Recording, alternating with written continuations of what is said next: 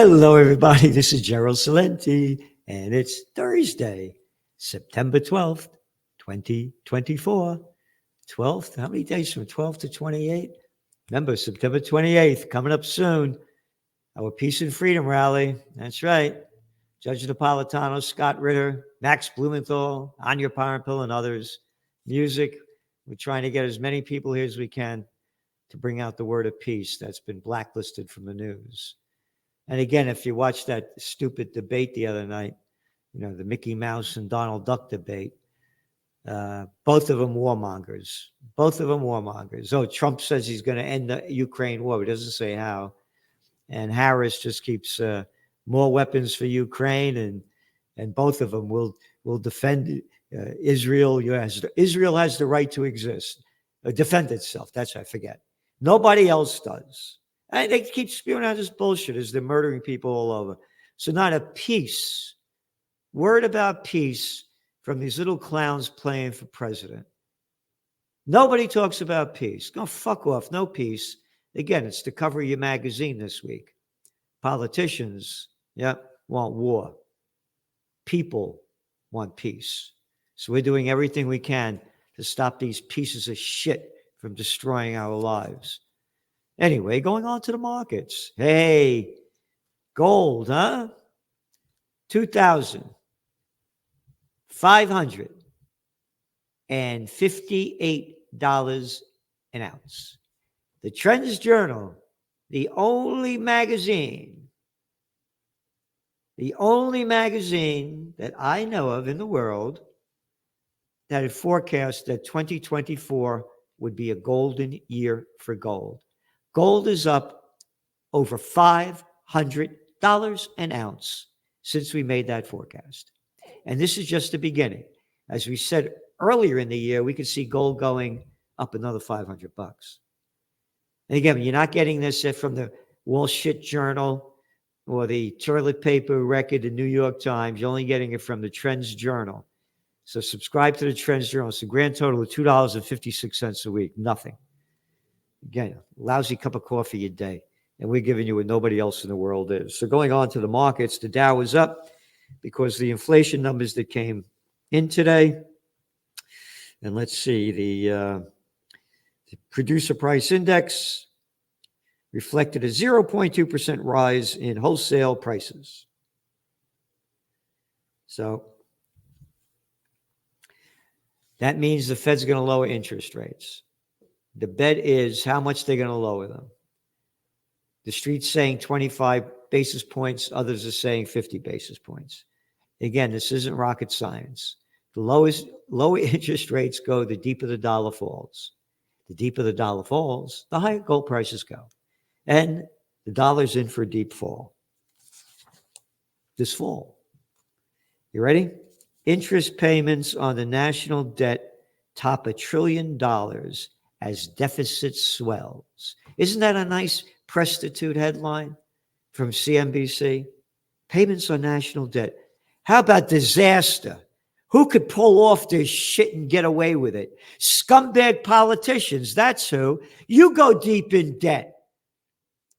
You let your deficit swell. You're gone, man and women. You're screwed and not the way I like to be. Yeah. But the government, they could pull all the fucking shit they want. Okay. The government has laid out $1.049 trillion in debt, up 30% from the same period a year ago. The jump in debt service cost the U.S. budget deficit surged in August, edging closer to $2 trillion for the full year. No, the dollar's not going to die. It's going to stay great. Again, this is the beginning of the death of the dollar. And again, who could get away with this bullshit? Oh, the markets went up.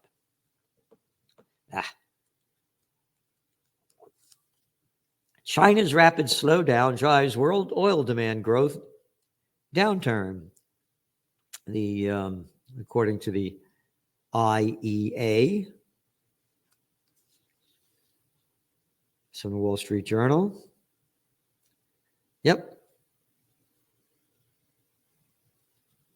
Oil prices went up today, $2 a barrel about. Because there's a storm down in the Gulf of Mexico. Total. Oh, come on now. That ain't even bullshit. That's horse shit. In the first half of this year, global demand growth continued to decelerate with gains of 800,000 barrels a day, the lowest since 2020, according to the IEA. 2020, the height of the COVID war, that's where oil is. That's how slow it is. Again, the numbers are all there, and this is, by the way, old news. It's in your Trends Journal this week. Last week, the week before, and the month before, and the month before. The only thing that's going to bring oil prices up is Israel's ramping up the Middle East war, and the United States and the UK, or is it the FUCK, because they're a little bit of little fucks there anyway, like anywhere. They're running the country, not the people. Again, the politicians. Election time coming. Hey, politicians, who the fuck are you to tell me what to do? I'm some little piece of shit with a bad attitude. Couldn't fight my way out of a paper bag. But if you don't do what I tell you to do, I'll get the cops after you. That's America. So going back, the times are only going to get worse. The economy is going down globally. So going back to oil, if the UK, the United States send the advanced weapons so Ukraine could strike deeper into Russia, that's going to drive up oil prices too.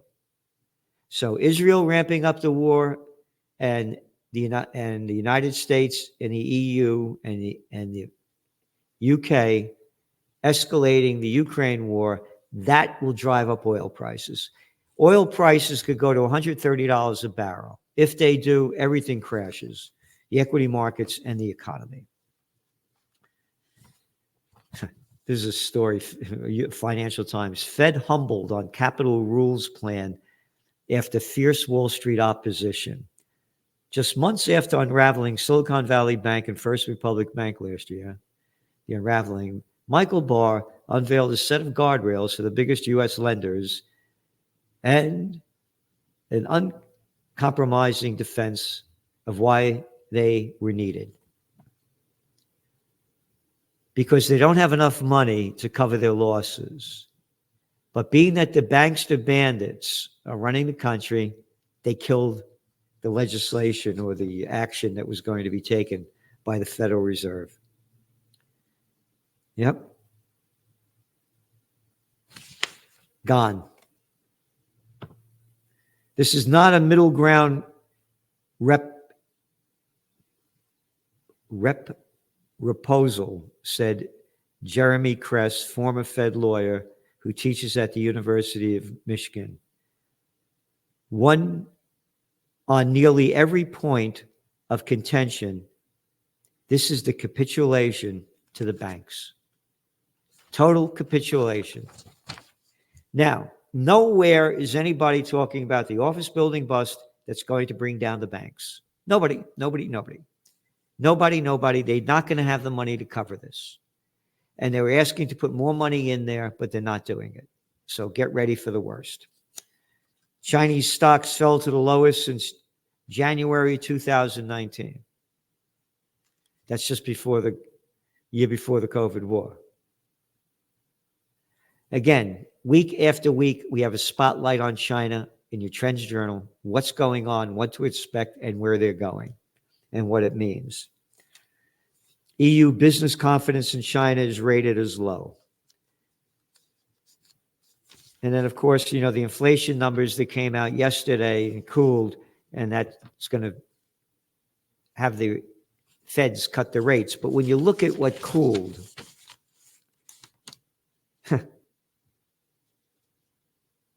meats, poultry, fish, and eggs, no, they went up 0.8%. Motor vehicle repairs up 0.6%. Insurance, motor vehicle, 0.6%. Dairy and related products up 0.5%. Rent on primary residence up 0.4%. So what went down? Cereals and baking products, gasoline, electricity. So I'm making this point because, yes, the number's gone down, but they're still very high, and they're going up across the board. The people can't afford to buy what they are. Look at all these Dollar Generals or whatever they are, Dollar Tree, whatever, this dollar, that dollar, all these stores that are closing down. Week after week after week after week, we have the job losses, like our 100th week of doing it, and as the businesses keep going bust because the global economy going bust. So this came out in the Wall Street Journal today. We had it in Wall Street. We had it in the article yesterday. BurgerFi is latest chain to file Chapter 11. Again, latest chain. Nobody talks about what caused this, the COVID war, when everything was locked down and the lives of billions of people were destroyed and their livelihoods. PwC to lay off 1,800 as they revamp operations.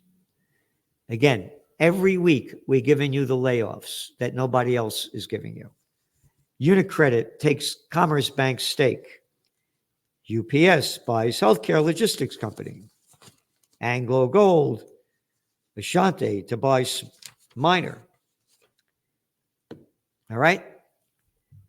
Each week in the Trends Journal, we have the bigs keep getting bigger. We're nothing more than plantation workers of Slavelandia.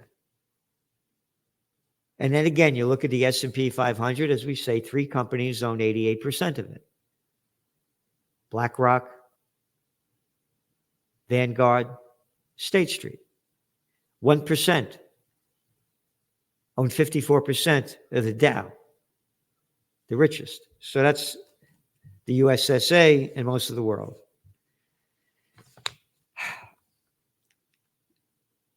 Seal hostage deal or face bigger war, warns minister. Speaking to journalists, this guy Gallant, who's the defense guy over there in Israel, said reaching a deal, quote, was a strategic opportunity that gives us a high chance to change the security situation on all fronts. Israel should achieve an agreement that would bring about a pause for 6 weeks. Or why not 6 weeks and 3 days? Who the fuck you talking to 6 weeks? Remember the first peace deal they did? When they returned like 100-something hostages? And as soon as that was over, whew, Israel started bombing the crap out of Gaza. 6 weeks? You know what that is? Warning, bullshit alert. The genocide going on in Gaza is hardly in the news in America. And the stupidity and the arrogance. He goes on to say that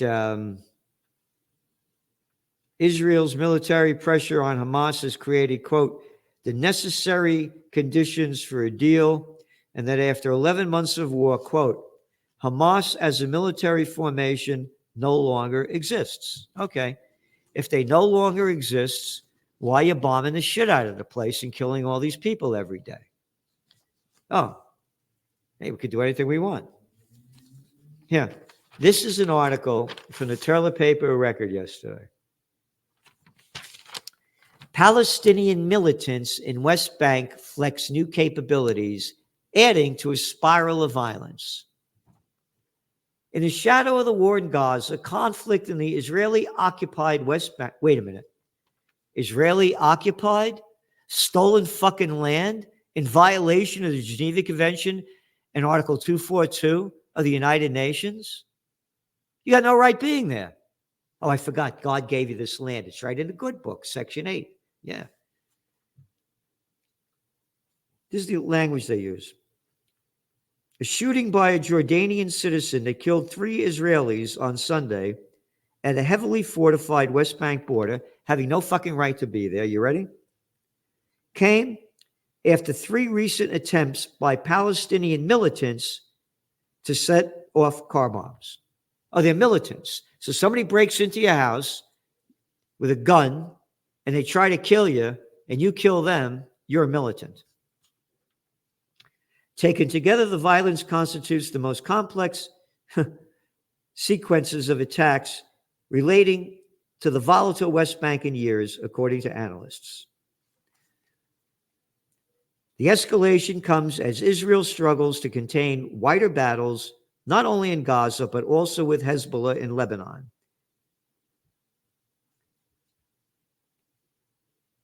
It goes on. Militants in the West Bank say the fighting in Gaza, militants.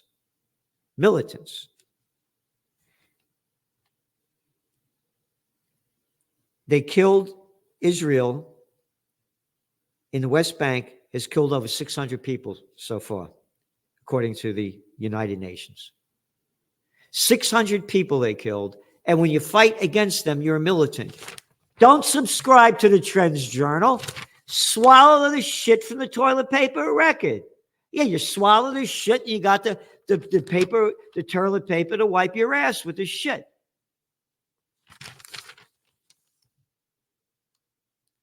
Several of the recent West Bank attacks occurred as the Israeli military mounted some of its most expansive operations in years.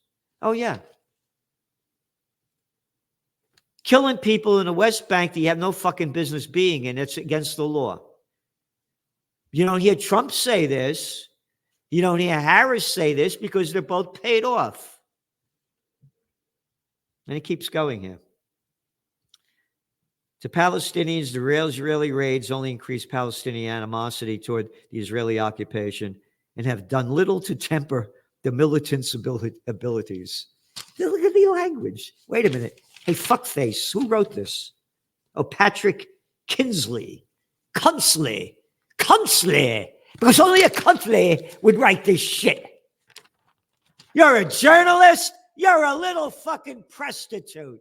You're a media whore. To Palestinians, the Israeli raids only increase Palestinian animosity. Yeah, no shit. Toward the Israeli occupation and have done little to temper the militants' abilities. You're a fucking militant when they're slaughtering you, you're robbing your land and blowing your houses up and throwing you out. Don't subscribe to the Trends Journal. Swallow their shit. Be a good American. Bow down and take it up Lindsey Graham's you-know-what.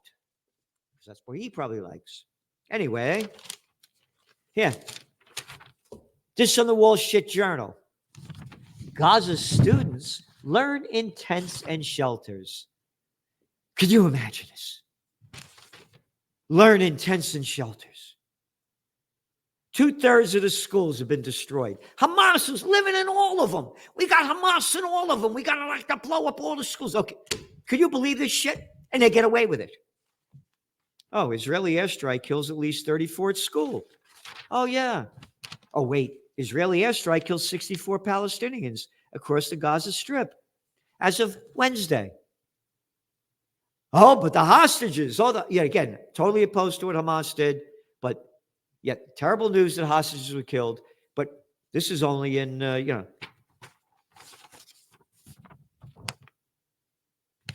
antiwar.com. Report. You ready? This is from Haaretz. Elite Israeli forces destroy Iranian-linked military facility in Syria. Just came out. Elite. We're elite. We know how to murder and kill better than anybody. We're trained. What the fuck are you doing in Syria? Could you imagine if Syria and Iran did this in Israel? Oh my God, how terrible. Oh, Israel has the right to defend itself. They could go anywhere they want and kill anybody where they want. How about if it read, Iranian forces destroy American-linked military facilities in Syria.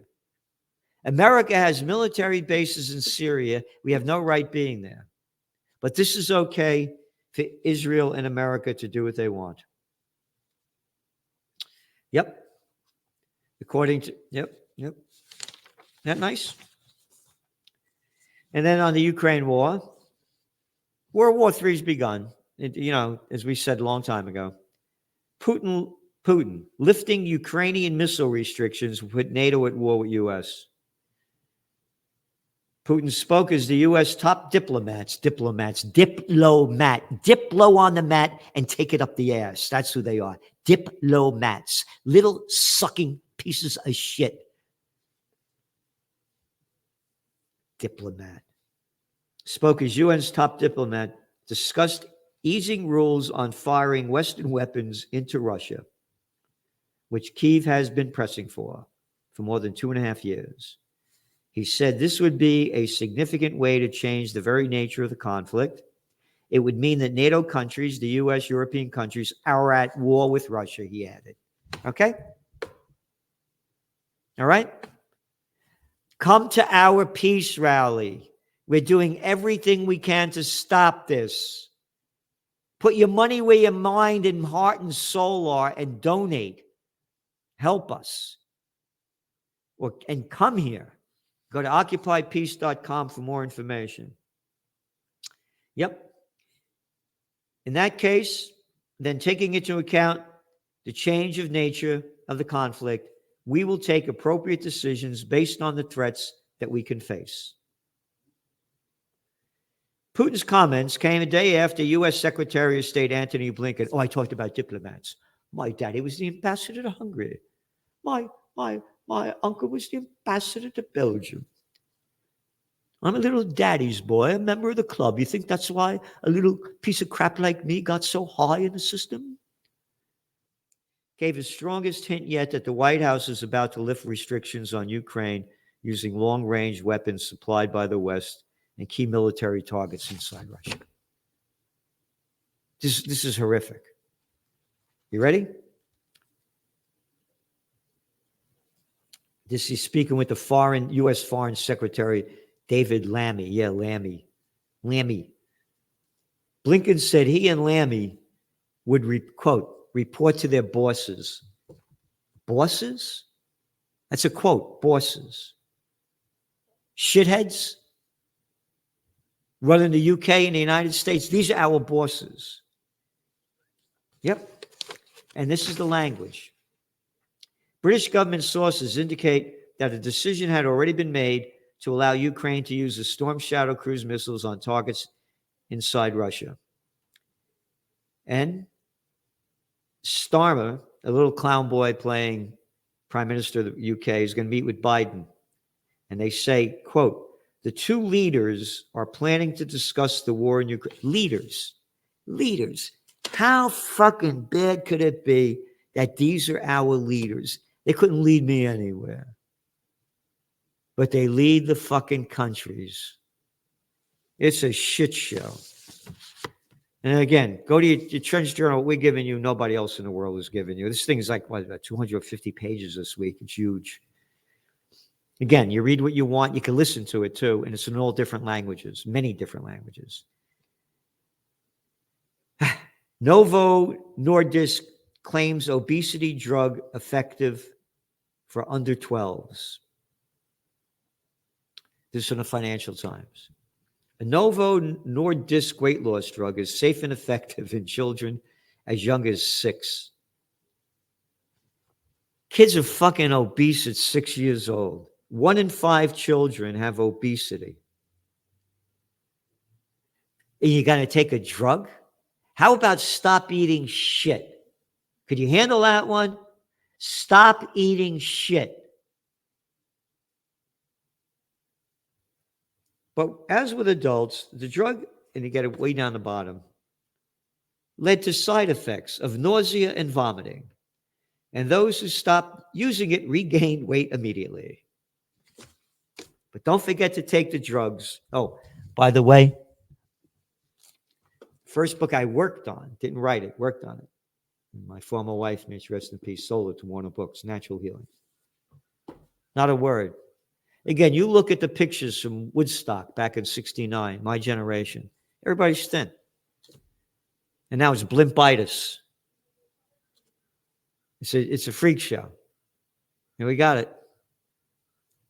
But take the drugs, don't get in good shape. Don't do what you can.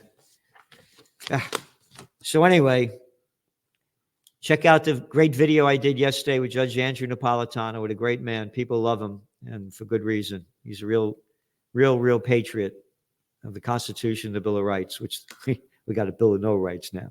So thanks for tuning in. Subscribe to the Trends Journal and make it here on September 28th.